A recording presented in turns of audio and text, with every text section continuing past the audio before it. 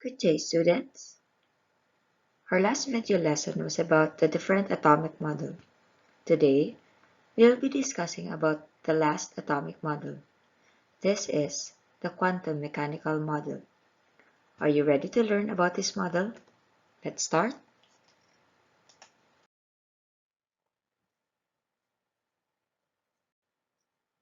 At the end of the lesson, you should be able to infer that electrons can stay only in definite energy levels and identify the energy levels, sublevels, and atomic orbitals in an atom.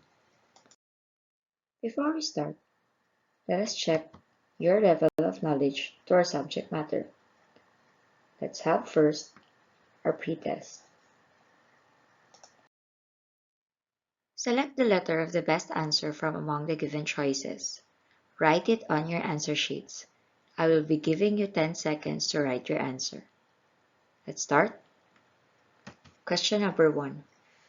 Which of the following energy level can accommodate a maximum of 18 electrons? Letter A, first energy level. Letter B, second energy level. Letter C, third energy level. And letter D, fourth energy level.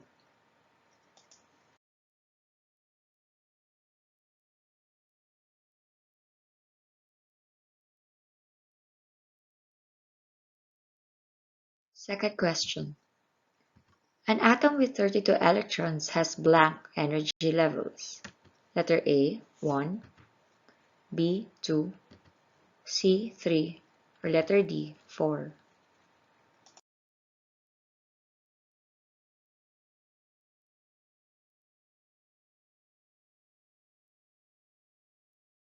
Number 3.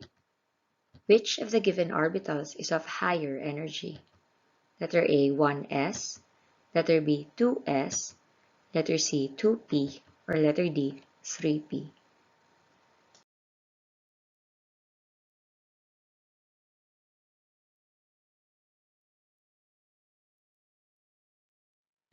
How many electrons can the d orbitals hold? Letter A, 2, B, 6, C, 14, or letter D, 10.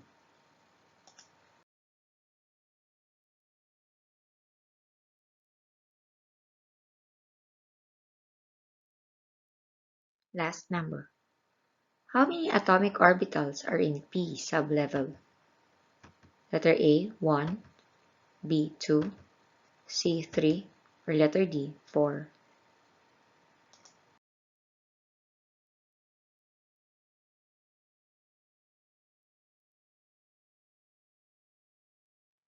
Bohr's model was successful at predicting the energy level in other one-electron system. However, his model was not sufficient to describe atoms with more than one electron. It can only describe atoms of hydrogen, which has one electron. Now, scientists believe it's not possible to know the exact position of the electron. So Bohr's idea that electrons are found in definite orbits around the nucleus was rejected. They concluded that a completely different model was needed. A new model was developed by three physicists, Louis de Broglie, Erwin Schrödinger, and Werner Karl Heisenberg. This is the quantum mechanical model. Louis de Broglie introduced the idea that particles such as electrons could be described not only as particles but also as a wave. While Schrödinger formulated a mathematical equation that describes the behavior of an electron, the solution to the equation is used to calculate the probability of finding the electron at a particular region in space around the nucleus. On the other hand, Heisenberg discovered that for a very small particle like the electron, its location cannot be exactly known and how it is moving. This is called Heisenberg uncertainty principle. These three physicists comes up with a new atomic model, the quantum mechanical model. It describes the atom as having a nucleus at the center around which the electron moves. This model describes a region in space where the electron is most likely to be found. It views an electron as a cloud of negative charge having a certain geometrical shape, like this picture. There is only a probability that the electron can be found in a certain volume in space around the nucleus. The volume or region of space around the nucleus where electron is most likely to be found is called the atomic orbital. As you can see, it has a certain geometrical shape. Each orbital have a certain geometrical shape. Later, I will show you the different geometrical shape of each orbital.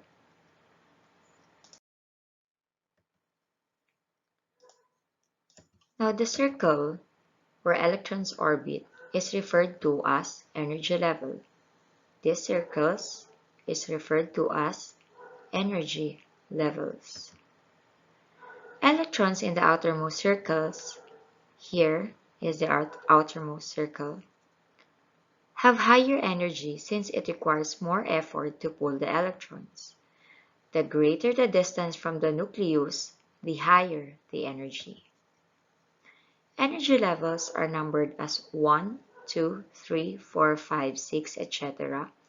Or it can also be K, L, M, N, etc. These are called principal quantum numbers.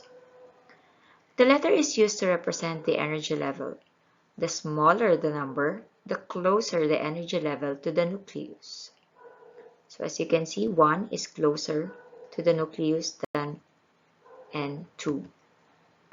The energy level closest to the nucleus has value of N1. Energy levels can hold a certain number of electrons. The first energy level can hold 2 electrons, the second can hold 8, and the third can hold 18. We can use this formula to predict the number of electrons that can fit into a shell, 2n squared. For example, the first energy level, 2 times 1, because it's from the first energy level, 1 squared. 2 times 1 squared, or 2 times 1, is equivalent to 2. Energy level 2. 2 times 2 squared, this number should be 2. 2 times 2 squared is equivalent to 4. 2 times 4 is equivalent to 8. Energy level 3. 2 times 3 squared is equivalent to 9, times 2 is equivalent to 18. Fourth energy level. 2 times 4 squared, 4 times 4 is 16, times 2 is equivalent to 32. As you can see from the picture, the first energy level can hold a maximum of 2 electrons, 1, 2. The second energy level can hold up to 8 electrons, 1, 2, 3, 4, 5, 6, 7, 8. And the third energy level can hold up to 18 electrons. Now within that energy levels are sub-levels. The sub-levels are labeled as S, P, D, F, and G. The number of sub-levels in an energy level is equal to the number of energy level. For example, energy level 1, it has one sub-level only, the S sub-level. The second energy level, it has 2 sub-level, S and P sub-level. 3 energy level, it has also 3 sub-levels, the S, P, and D. And the fourth energy level, it has 4 sub-level, the S, P, D, and F. As you can see from the picture, the first energy level, this one is the first energy level. It has one sublevel, the s sublevel. This one is the second energy level. It has two sublevels, the s sublevel and the p sublevel. This one is the third energy level. It has three sublevels, the s, p, and the d. Now within the sublevels are what we call the orbitals. This is the final location where electrons can be found. Each sublevel has a certain number of orbitals, and a maximum number of 2 electrons can occupy an orbital. As you can see here, the s sublevel has 1 orbital. These numbers are fixed. Every s sublevel has 1 orbital. The p orbital, or the p sublevel, has 3 orbital. The d sublevel has 5 orbital, and letter F has 7 orbital. As you can observe, these numbers are odd numbers. So in the first energy level, how many electrons can be found? Let us just multiply the number of orbitals to 2, because it says here that 2 electrons can occupy an orbital. So 1 times 2 is equivalent to 2. In the first energy level, 2 electrons can be found. Now in the second energy level, there are 2 sublevels. Again, we will multiply 1 times 2 is equivalent to 2. The p sublevel has 3 orbital.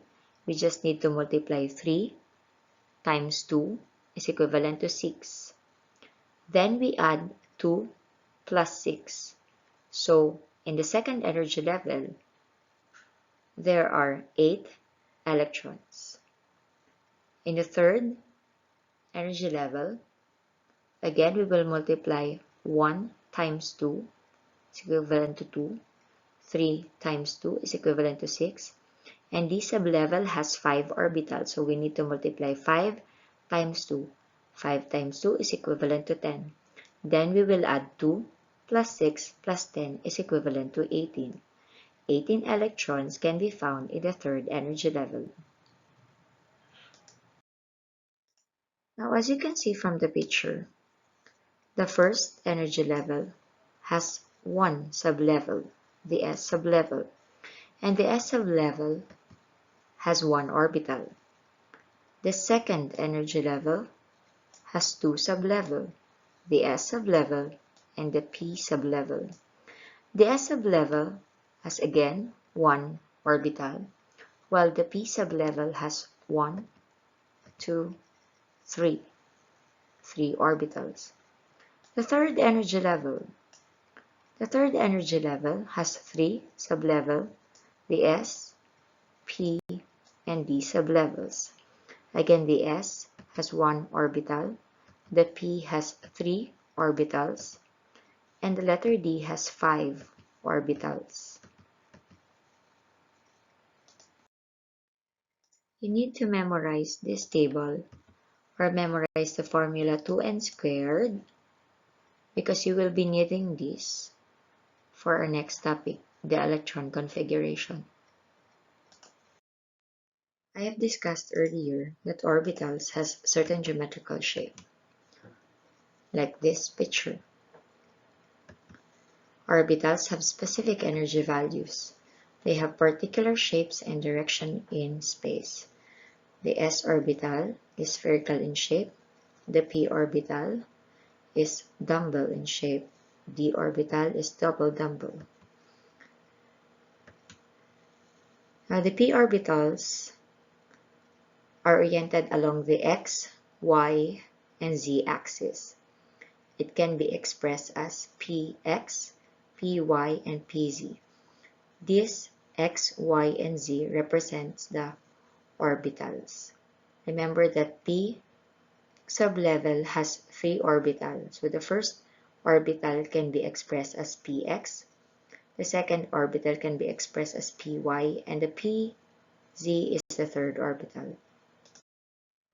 These are the different geometrical shape of the orbitals. This is the s orbital. It is spherical in shape. The p orbital, the dumbbell shape. Collectively, this is the shape of the p orbital.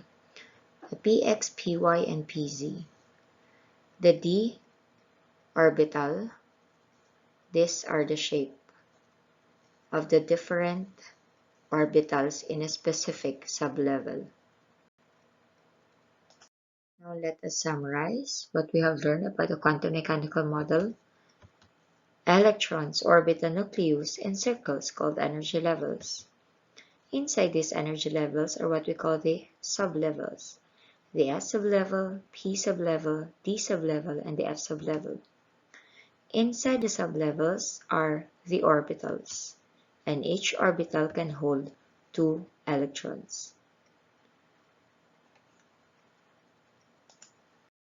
Electrons occupy energy levels.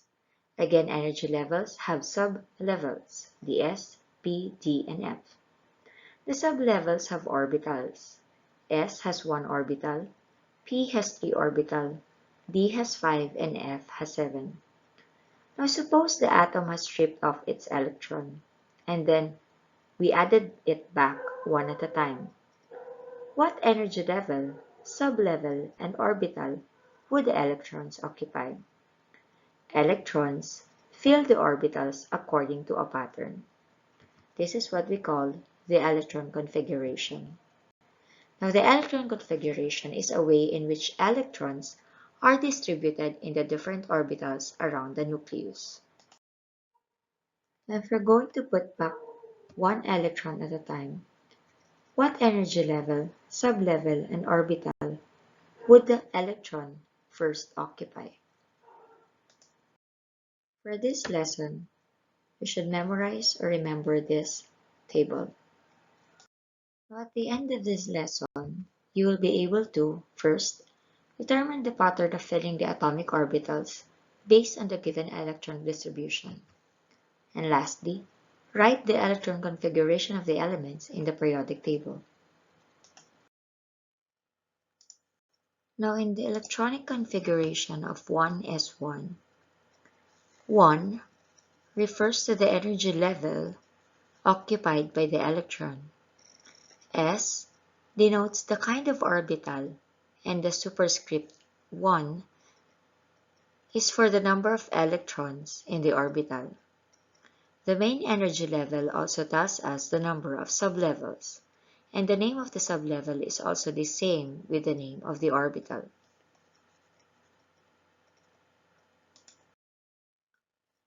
Three rules are applied in deriving the electron configuration.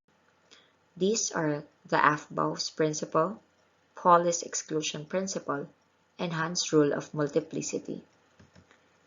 The Aufbau principle is also known as the building up principle. It states that electrons occupy orbitals in order of increasing energy. It follows a mnemonic in filling up the orbital. Remember the table that I told you to memorize? First, the first energy level has 1 sublevel. We will write 1s. The second energy level has 2 sublevels, S and P. The third energy level has 3 sublevels, the S, P, D. The fourth energy level has 4 sublevels, the S, P, D, F, and so forth. We will slice through an arrow from the top right to the bottom left. 1s, 2s, 2p, 3s, 3p, 4s, 3d, 4p, 5s, 4d, 5p, 6s, and so forth. We can also show this on a diagram like this. These are the sublevel S, the first energy level, and the sublevel S, second energy level and the sublevel S, sublevel P, third energy level S, P, and so forth. So the same as this, the first that was sliced through was the one S, the first energy level. This horizontal line represents the orbitals. S has one orbital. Next, 2s. 2s, S again has one orbital. Next, 2p. Remember that p has three orbitals, 1, 2, and 3. Next is the 3s. 3s. It has one horizontal line or one orbital. Next is the 3p. Again, p has three orbitals. And the 4s, one orbital. Then we will go to D, 3d. D again has 5 orbitals, 1, 2, 3, 4, 5. And then 4p, 1, 2, 3, and 5s, 1 orbital, and so on. Now in this diagram, as we go from left to right, you are going farther on the nucleus. This is the nucleus. And as you go farther on the nucleus, the energy increases. The next principle is the Pauli exclusion principle. It states that when electrons occupy orbitals, they spin on their axis. Now, if two electrons occupy an orbital, they must spin in opposite direction. This arrow represents the electrons present in an orbit, and each orbit can occupy two electrons. The last principle is Hund's rule of multiplicity, which states that when electrons enter a sublevel with more than one orbital, they will spread out to the available orbitals with the same spin before pairing. So what again are the sublevel with more than one orbital? The sublevel P, D, and F. So this is not applicable to the S sublevel. For example, the nitrogen, which has 7 atomic number, and its electron configuration is expressed as 1s2, 2s2, and 2p3. How did we come up with this electron configuration? Now we will be using this diagram to show how we come up with this electron configuration. Now remember the Aufbau principle. It states that the electron should occupy orbitals in order of an increasing energy. So as I have said earlier, as we go from left to right and farther away to the nucleus, the energy increase. So we will start from the left. We will be filling out each orbital with 2 electrons. This arrow represents the electron. Remember that orbitals can hold up to 2 electrons only.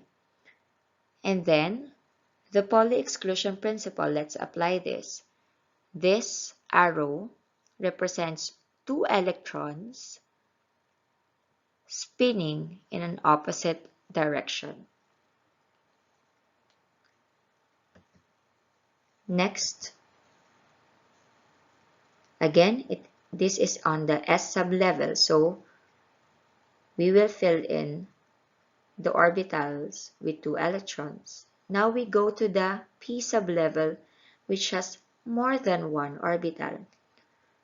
The Hund's rule of multiplicity said that we need to spread out the available orbital first before we do the pairing. So we will put one electron on each orbital first before we do the pairing, like this.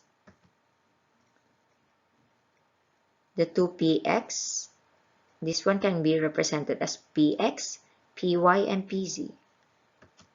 The second orbital and the third orbital. So we will just copy the 1s, 1s. This represents the energy level. The s represents the sublevel. 2, 1, 2. This represents the number of electrons in the orbitals. Next, copy again the 2s, then 2 arrows or 2 electrons. This is what we call the superscript. This represents the number of electrons. Next, 2p. We will copy the 2p and we will count how many arrows. 1, 2, and 3. This can also be expressed as 1s2, 2s2, 2px1, 2py1, 2pz1. Now let us try some examples. Draw the electron configuration of hydrogen with atomic number 1. Again, let us start from left to right. Remember the Aufbau principle. We should occupy the space or increasing energy. So we will start from 1s. Since it has an atomic number of 1, we only need 1 electron. So hydrogen is expressed as 1s1 in its electron configuration. Next, helium with atomic number 2. Again, we will start from left to right. And the Pauli exclusion principle states that electrons occupying the same orbital must have opposite spin. So, helium can be expressed as 1s2 in its electron configuration. What about lithium, which has an atomic number 3? Let's fill in this diagram. Again, from left to right. And then we will copy 1 S2, 1 energy level, S sublevel, and 2 electrons. Next, 2 S1 because it only has 1 electron. Let's try aluminum, which has an atomic number of 13. Again, we will start from left to right. Remember the Aufbau principle. We need to occupy orbitals in order of increasing energy. And as we go farther away from the nucleus, the energy is increasing. 1, 2. Pauli exclusion principle. Electrons occupying the same orbital. Remember that orbitals can only occupy or can only accommodate 2 electrons. They must spin in an opposite direction as represented by these 2 arrows. And then, the Hund's rule of multiplicity. When electrons enter a sublevel with more than 1 orbital, like this p orbital, it has 3 orbitals, they will spread out to the available orbitals with the same spin before pairing. So we'll add first 1 arrow on each orbit. Then we will do the pairing. This represents the px again, px, py, and pz. How many arrows do we already have? 1, 2, 3, 4, 5, 6, 7, 8, 9, 10, 11, 12, and 13. So aluminum can be expressed as 1s2, 2s2, 2p6, 3s2, and 3p1. Let's add the number of electrons if it's the same with the atomic number. 2 plus 2 is equivalent to 4, plus 6 is 10, plus 2 is 12, and plus 1 is 13, the same as the atomic number. We can also use our periodic table to determine the electron configuration of each element. The numbers on this side represents the energy level. This is the first energy level, the second energy level, the third energy level, the fourth energy level, and so on. Except for the D sublevel, we will start the third energy level of the D sublevel here.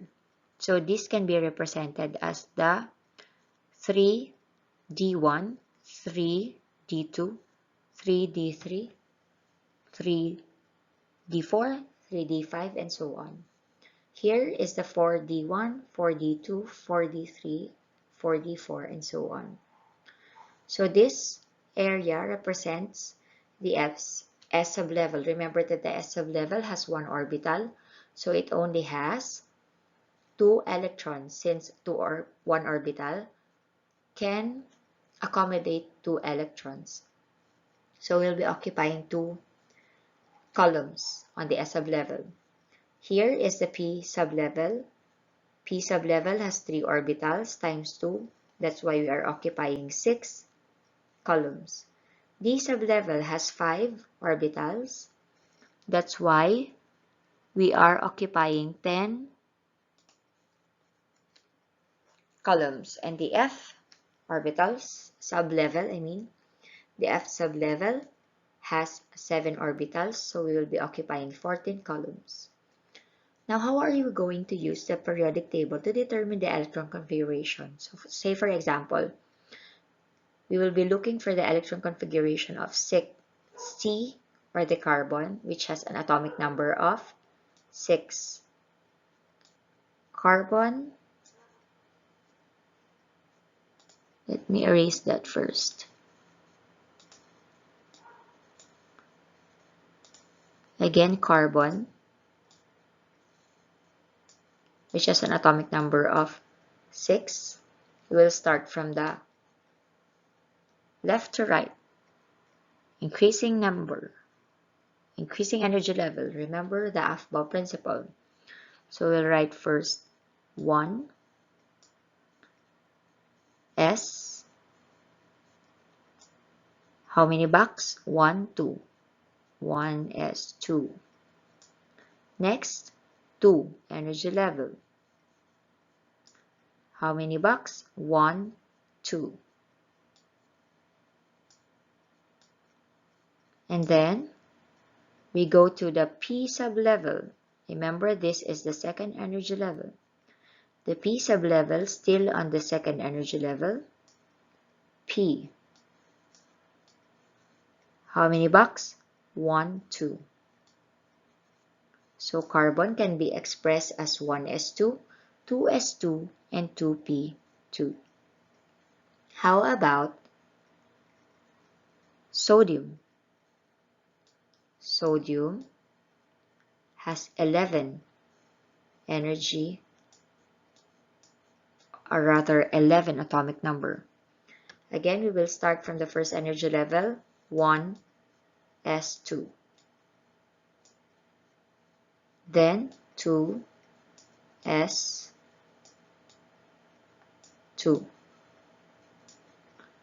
1, 2, 3, 4, 5, 6. 6 from P sublevel.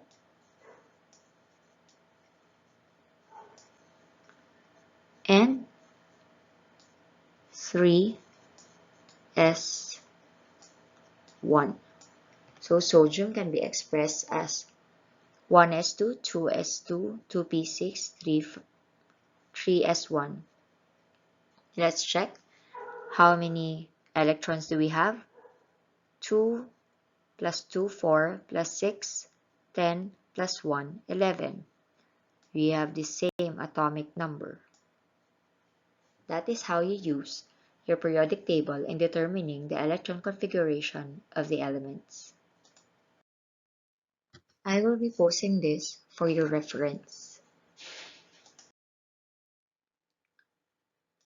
We can abbreviate the electron configuration further if we use the configuration of the elements on the far right vertical column of the periodic table. This one. This is our noble gases.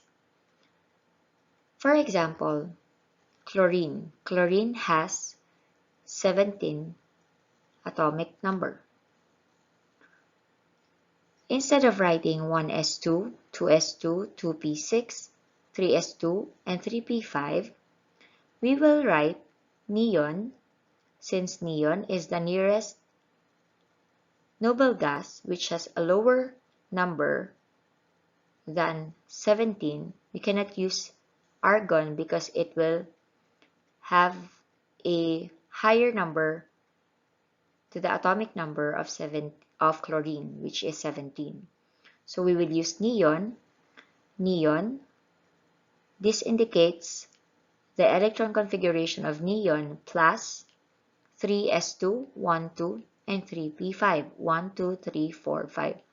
So we can express chlorine as Ne, or the electron configuration of neon, 3s2 and 3p5. Another example is magnesium. Magnesium has atomic number of 12. Again, the nearest noble gas is neon, and then we will add the 3s2. Another example, your potassium, which has a 19 atomic number.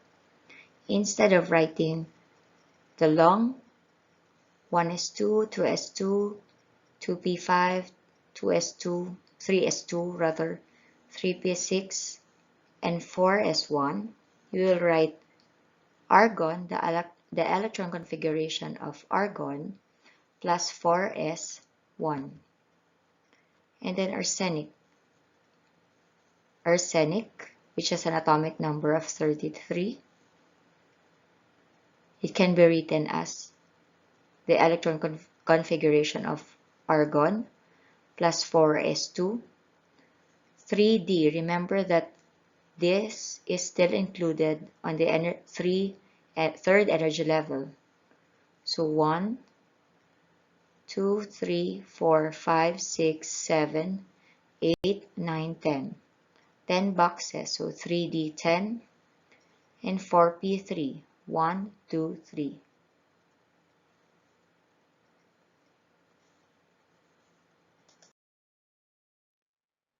So that ends my discussion on Module 1, Lesson 1, Electrons and Energy Level, and Lesson 2, Electron Configuration. Now for your assignment, review your Module 1 because we will be having your first summative test. I will be distributing your summative test once we distribute your Module 2. So thank you, God bless you, and be safe.